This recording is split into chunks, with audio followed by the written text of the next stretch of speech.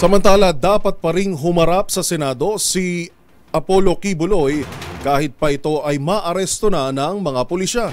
Ayon pa sa isang senador, hindi sana nangyari ang mainit na komprontasyon sa pagitan ng mga pulis at mga taga-suporta nito kung mapayapa lang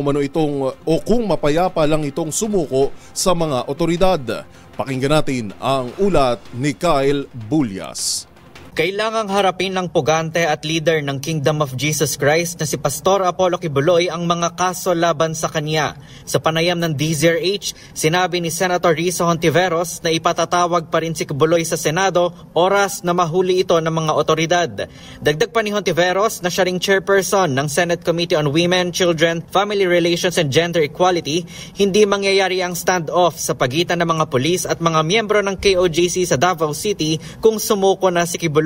Talagang lumalabag pa rin si Apollo Quiboloy sa obligasyon niya sa ilalim ng mga warrants of arrest, unang-una mula sa Senado, at yung obligasyon niyang humarap sa mga korte dyan mismo sa Davao at dito sa NCR na iniimbestiga siya sa mga kasong mabibigat. Kaugnay nito, sinabi naman sa DZRH ni Police Regional Office 11 spokesperson, Police Major Catherine De La Rey, na mayroon silang na-detect na heartbeat sa ilalim ng compound ng KOJC.